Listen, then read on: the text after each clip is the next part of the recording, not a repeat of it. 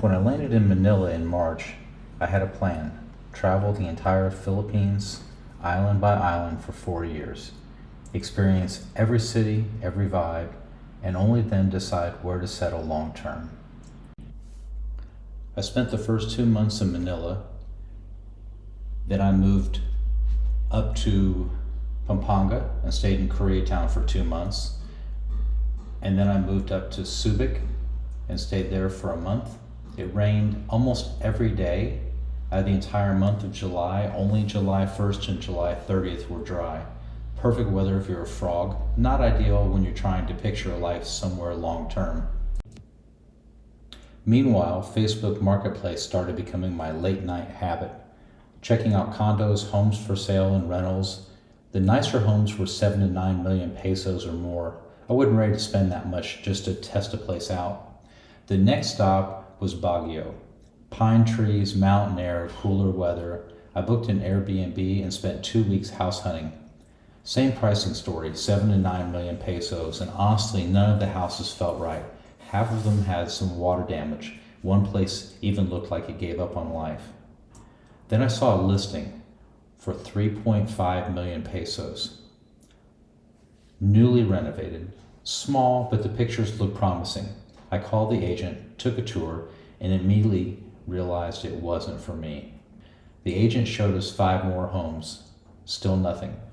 On the way out of the subdivision, I glanced to the right and I saw mountains, layer after layer of mountain ranges fading into the distance. Then I looked left, a balcony, and on that balcony rail, a for sale sign. I stopped the truck and turned the bell, and I said, "That's a 10 million peso view." We called the agent, she called the owner. A little while later, we were inside. The house itself was brutal. Unpainted concrete, at least 15 different kinds of tiles on the porch alone. No railing. Windows looked like they survived a typhoon and gave up. Inside, it got worse. The dead lizard stuck to the wall like a warning from the universe. Flooring that looked like a tile showroom exploded. Walls half primed, ceilings unpainted, furniture with its soul missing.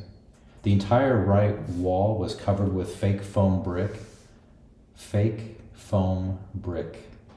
The kitchen, outdoor tile flooring, cement counters, broken windows, and some kind of mystery wire tied between them like a failed security system. And the downstairs CR, 4 different tiles fighting each other, pink paint splashed like confetti, plastic door, and a manually flushed commode without a seat. Not charming rustic, just bad decisions. But there was one good thing on the first floor. It had an open layout, space to breathe, potential. Then we climbed the stairs. Finally, the stairs I didn't have to crouch on, and then we stepped onto the balcony. Raw concrete, exposed pipes, but that view felt like the price of admission. Baguio's mountain ranges stretching endlessly. A view that could reset your brain. The first room upstairs we thought was a prison, but it was just a small room, and then moving into the master bedroom. The master CR was surprisingly nice, good tile, decent layout, just needed paint and some effort. Then someone started peeling off the foam brick on the living room wall, and underneath glue, a lot of it. My heart sank. Removing all that would be pain, dust, and labor, but I kept staring at that space and that view, and I asked myself, what could this become? Here's what it looked like the first day after we bought it. So this is day 1 of construction or demolition for my new house. It needs paint and tile and a little bit of love.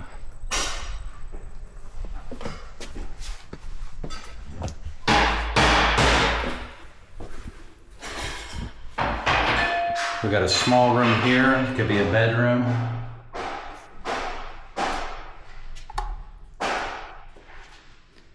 Got a living room here. Dining room. And this will all be paint, new ceiling, bricks, and the CR is going to be completely redone.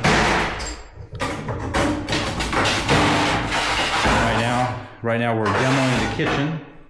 Well, he is, I'm just filming.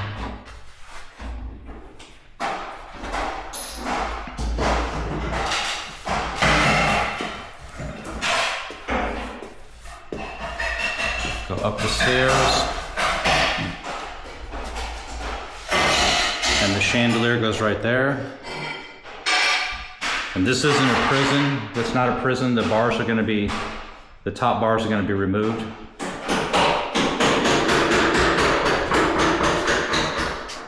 Here's the balcony.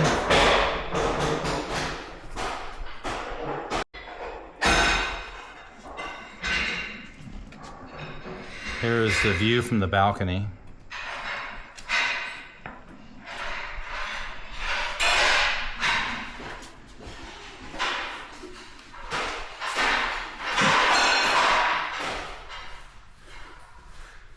This will be the office.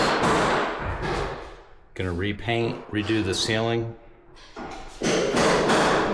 Here's the master. And we'll have the wardrobe over here, the master bath here. And it has a really nice large shower in it.